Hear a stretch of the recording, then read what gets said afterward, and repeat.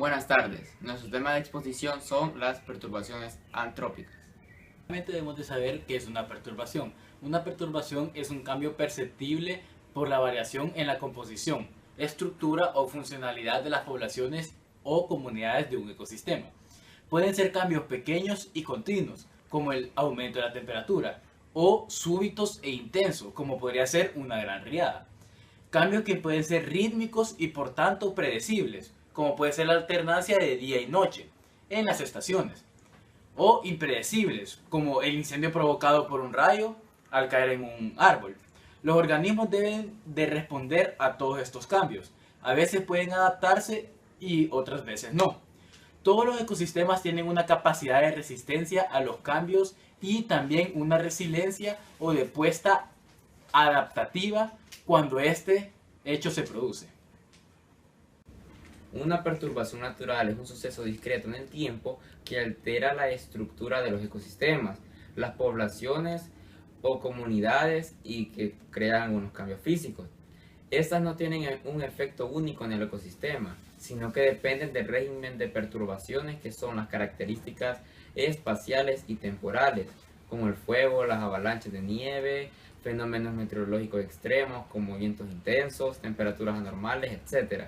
Inundaciones y deposición de partículas, las plagas de insectos, las enfermedades y algunos mamíferos. Como mencionamos anteriormente, las principales perturbaciones, ya sea fuego, viento, insectos y enfermedades, y sus efectos sobre el ecosistema.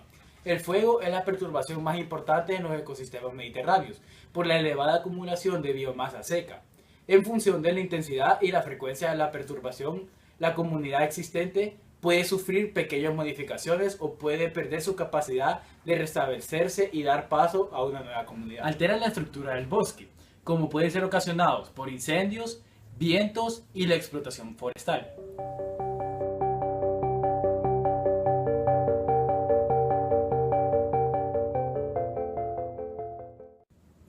Alteran cambios en la composición de especies del bosque, como pueden ser la introducción o eliminación de nuevas plantas o animales.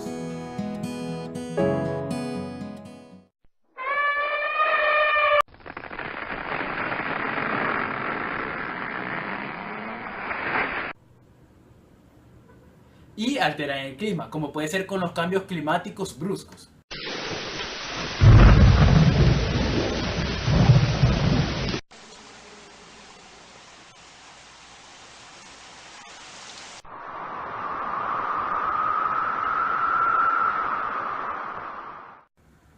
El territorio salvadoreño hace 200 o 400 años era diferente al actual, como puede ser por ejemplo los lagos de Coatepeque, el lago de Ilopango y Apastepeque. Estos se originaron a partir de cráteres de volcanes apagados, que posteriormente se llenaron de agua.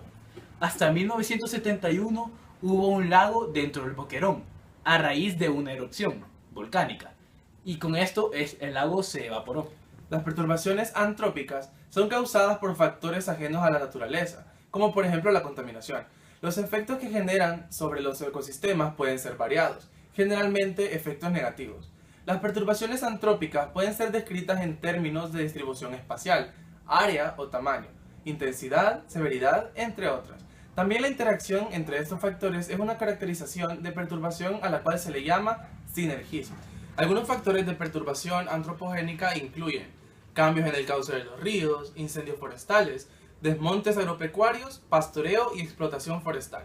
La intensidad y la frecuencia son muy importantes cuando se produce una perturbación. Cuanto más intensa y frecuente sea la perturbación, más difícil será de resistirla y adaptarse. Si la frecuencia es demasiado intensa, los organismos podrán resistir mejor e incluso adaptarse predictivamente, es decir, adelantar las respuestas antes de que se produzca el cambio. Riesgo ambiental y clasificación de riesgo. Llamamos riesgo ambiental a la posibilidad de que se produzca un daño o catástrofe en el medio ambiente, o causa de un fenómeno natural, o una acción humana, es decir, una perturbación negativa. El riesgo ambiental representa un campo particular dentro del más amplio de los riesgos, que pueden ser evaluados y prevenidos. Ahora la clasificación de los riesgos. Los riesgos pueden clasificarse como riesgos naturales debidos a los fenómenos naturales y riesgos antropogénicos debidos a las acciones humanas. Los riesgos naturales. Algunos ejemplos son los asociados a fenómenos geológicos internos, como erupciones volcánicas y terremotos o la caída de meteoritos incluso. Las inundaciones, aunque debido a causas climáticas naturales, suelen ser riesgosas dependiendo de la presencia y la calidad de infraestructuras, como presas que regulan el caudal o las carreteras que actúan como diques, que pueden agravar sus consecuencias. También tenemos los riesgos antropogénicos. Son originados por actividades humanas, aunque las circunstancias naturales pueden condicionar su gravedad. Un derrame de crudo en el mar, un accidente químico o una explosión nuclear, como tenemos la de Chernobyl en 1986. Son episodios de origen antropogénico de consecuencias fatales, cuando se produce un solapamiento de las actividades y la presencia humana con los fenómenos naturales, sin el cual no existirán riesgos. Hablamos de interferencia. De la interferencia depende también la importancia del riesgo, la actividad económica y la residencia de la población. Pueden crear situaciones de riesgo o someter las poblaciones a riesgo de origen natural.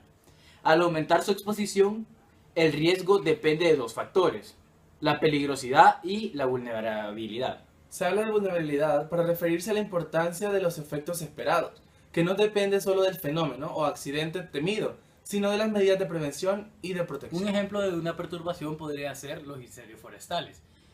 El tiempo afecta a casi todas las regiones del planeta, con diferencia a intensidad y recurrencia según el clima, tipo de vegetación y fuentes de ignición. Para que se produzca un incendio se deben dar tres condiciones: que haya suficiente biomasa con cierta continuidad en el espacio para que pueda propagarse el fuego, que esta biomasa esté lo suficientemente seca para que pueda quemar y que se produzca una fuente de ignición. Los incendios forestales son las perturbaciones antropogénicas más comunes que se dan en las zonas de clima mediterráneos. Las 3/4 partes de los incendios forestales son intencionados, la mayor parte de los incendios por cremaciones agrícolas, para obtención de pastos, para quemar rastrojos, para tirar cigarrillos cerca del bosque, entre otras cosas.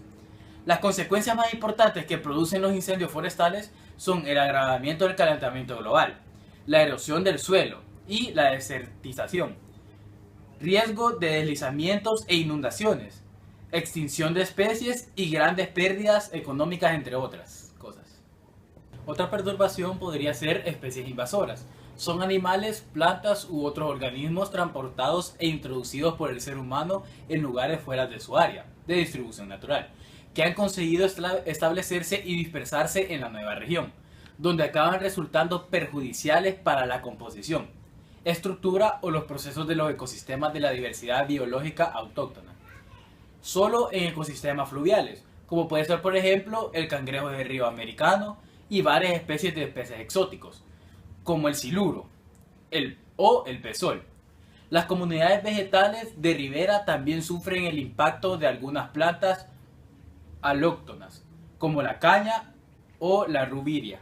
Ahora, unas precauciones ante los incendios forestales. Primeramente, no debemos de jugar con nada que contenga fuego. No encender ningún tipo de fuego, como ya sea leña, hornillo de gas, carboncillo, parrillas eléctricas, cigarrillos, entre otras cosas. Ni quemar desechos. No tirar nunca cigarrillos encendidos ni cerillas sin apagar. Ni caminando ni por la ventanilla del coche. No encender fuegos artificiales, ni lanzar cohetes en zonas de peligro. Ni que sea a campo raso. Ni en terrenos agrícolas, ni sobre todo en urbanizaciones rodeadas de bosques, ya que esto podría causar un incendio en el momento.